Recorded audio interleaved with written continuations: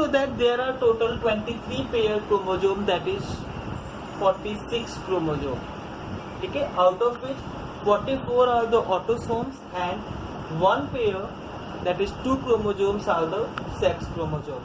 In male these are XY and in female it is XX, means the sex chromosomes are one pair and also it is the 23rd pair which is responsible for the gender of the child or the gender of the person.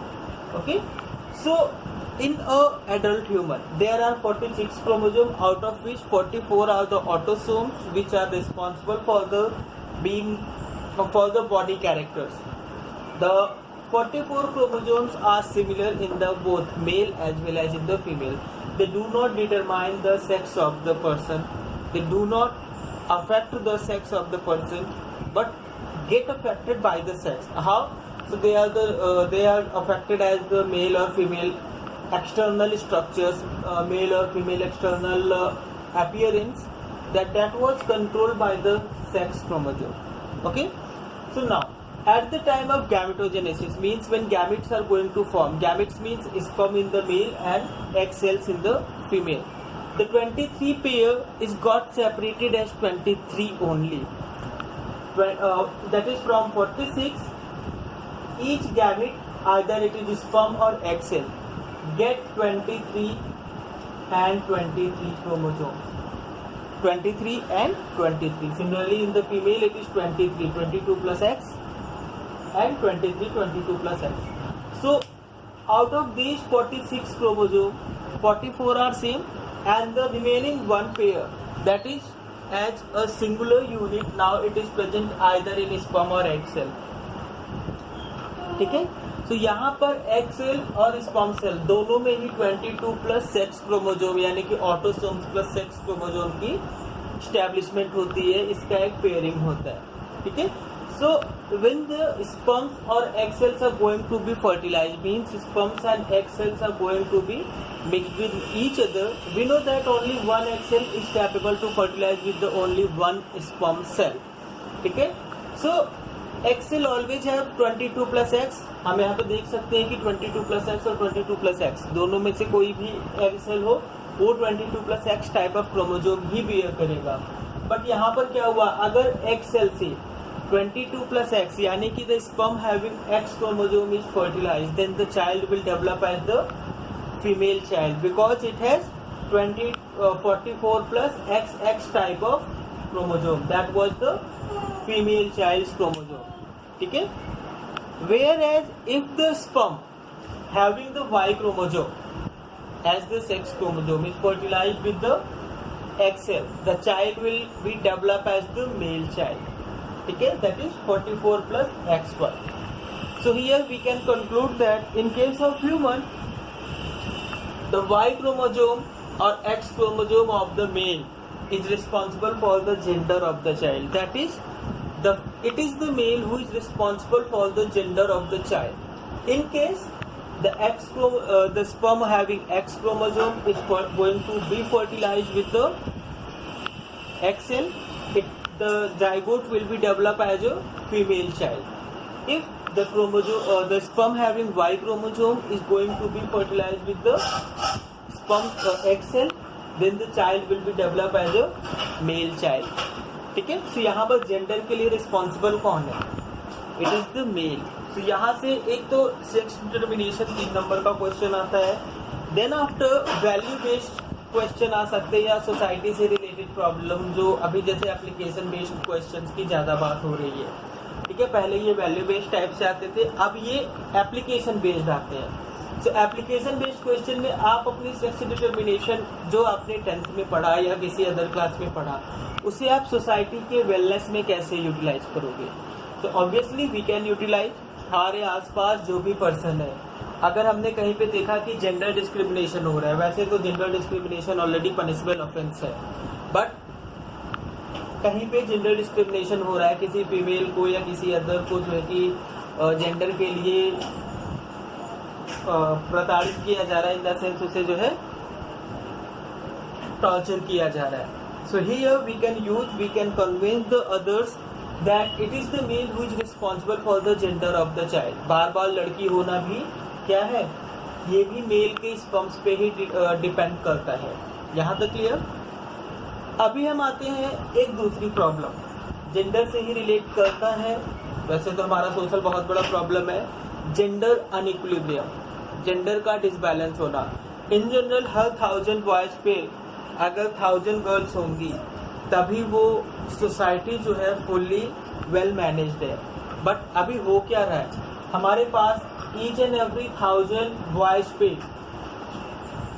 1000 से ज़्यादा girls तो लगभग नहीं ही available है India के अंदर। एक दो केसेस छोड़ दें, एक दो जगहों को छोड़ दें, तो हर जगह ये लेस देन, इवन कुछ जगहों पे ये 800 समथिंग में है। तो यहाँ पर ये तो हो गया। इसके लिए आप सभी जानते हैं सबसे कॉमन रीज़न है कि गर्ल चाइल्ड को फोइटस स्टेज में ही जेंडर आइडेंटिफाई करके किल कर दिया जाता है, या अगर उनकी नॉर्मल डिलीवरी हो जाती है, क्योंकि अब गवर्नमेंट ने बैन कर दिया है, तो उनकी नॉर्मल डिलीवरी के बाद भी उन्हें किल कर दिया जाता है। We know that. बट यहाँ पर बायोलॉजिकली भी मेल चाइल्ड होने का चांसेस ज़्यादा होता है। बायोलॉजिकली भी मेल चाइल्ड होने का चांसेस इसलिए ज़्यादा है, ये जो हम एक्स एंड वाई पढ़ते हैं, it is the actual structure of the chromosome as well.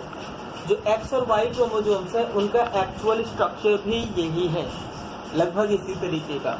यहाँ पर क्या होता है, वाई क्रोमोसोम से एक आर्म जो एक्स क्रोमोसोम में एक्स्ट्रा प्रेजेंट है ये मिसिंग होती है। तो यहाँ पे वाई क्रोमोसोम से उस आर्म के मिसिंग होने की वजह से वाई क्रोमोसोम लाइटर होता है, हल्का होता है। ठीक है।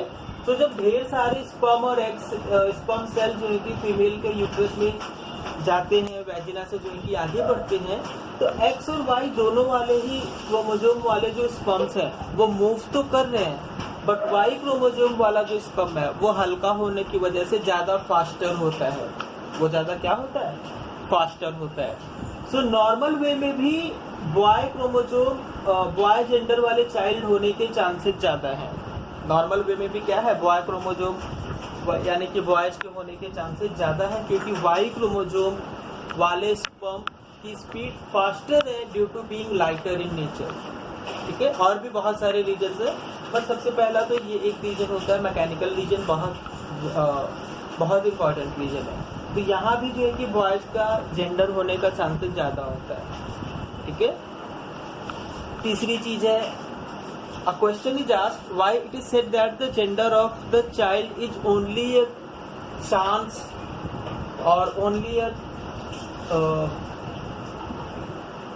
चांस ही कहते हैं, ये केवल एक चांस है कि जेंडर जो है कि मेल या फीमेल होना केवल एक चांस की बात है। ऐसा इसलिए होता है कि जब स्पर्म सेल वैजिना के अंदर से यूट्रस से आगे बढ़ता है तो उसे दो जगह ही मिलती है, दोनों साइड फैलोपियन ट्यूब होने की वजह से दोनों साइड से वो दोनों साइड में स्पर्म्स जाते हैं। कुछ स्पर्म्स लेफ्ट में, कुछ स्पर्म्स राइट साइड के फैलोपियन ट्यूब में चले गए।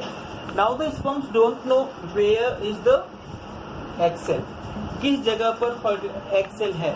तो सबसे पहले तो क्या हुआ, एग सेल अगर लेफ्ट वाले में हुआ तो लेफ्ट वाले के फर्टिलाइज होने के चांसेस ज़्यादा है, लेफ्ट वाले स्पर्म्स में से कोई फर्टिलाइज करेगा। राइट वाले में गया तो राइट वाले में जाएगा। फिर दोबारा से यहाँ पे एक और चीज़ आ गई कि यहाँ पर जो चाइल्ड के जेंडर के लिए है कि एक्स क्रोमोसोम फर्टिलाइज कर रहा है या वाई क्रोमोसोम, क्योंकि भाई हो सकता है वाई क्रोमोसोम पहले पहुँच तो जाए लेकिन वो सक्सेसफुल प्लेस पे ना पहुँचे। जैसे कि स्पर्म्स में एग सेल्स के अंदर एक स्पेसिफिक ऐसे छोटे छोटे पोर्स होते हैं, जैसे हमारे हाउसेज में डोर्स होते हैं, दरवाजे होते हैं, वैसे इन स्पर्म्स एग सेल्स में कुछ ओपनिंग्स होती हैं। केवल उन्हीं ओपनिंग्स से ही स्पर्म अंदर जा सकता है। ठीक है। तो मान लीजिए कोई स्पर्म्स पहले पहुंचा बट वो नॉन डोर वाले पोर्शन पे आ गया, तो वो आगे फर्टिलाइज नहीं करेगा जब तक कि वो मूव करके स्पर्म्स वाले ओपनिंग वाले एरिया पे ना पहुंचे। तो कोई स्पर्म सबसे पहले आया, ढेर सारे स्पर्म्स आए, लेकिन वो गेट पे नहीं पहुंचे, और एक sperm either it was X और Y chromosome, it has X और वाई क्रोमोसोम, वो सीधे सीधे बिल्कुल उस गेट पे पहुंचा, तो उसके फर्टिलाइज होने के चांसेस भी यहाँ पे इंक्रीज हो जाते हैं। तो क्या हुआ, सबसे पहले तो दो पार्ट में डिवाइड होते ही फर्टिलाइजेशन के चांसेस अफेक्टेड हो गए। फिर सबसे पहले कौन सा पहुंचा डजंट मैटर, सबसे पहले कहाँ पे ओपनिंग फेज जो पहुंचा स्पर्म, उसके फर्टिलाइजेशन के चांसेस सबसे ज्यादा होते हैं। इसके बाद we know that sperms defective हो सकते हैं। सो डिफरेंट स्पर्म्स अगर डिफेक्टिव है तो जो स्पर्म यहाँ पहुंचा था वो डिफेक्टिव तो नहीं था, ये भी चांसेज ऑफ फर्टिलाइजेशन पे ही डिपेंड करता है। ये भी चांसेज ऑफ फर्टिलाइजेशन का ही क्या है, एक पार्ट है। ठीक है, स्पर्म डिफेक्टिव हो सकता है, सही जगह ना पहुंच रहा हो, या फिर यहाँ पे, या फिर हो सकता है कि स्पर्म मूवमेंट ही ना कर रहा हो। ठीक है, due to the bad habits, जो रॉन्ग हैबिट्स होती है उसकी वजह से स्पर्म सेल जो है कि मूव ना कर पाए, तो वो आगे ही नहीं बढ़ रहा है, या फिर उसकी क्वालिटी डाउन होने की वजह से वो सर्टेन डिस्टेंस ट्रैवल करने के बाद उससे आगे जा ही नहीं रहा है।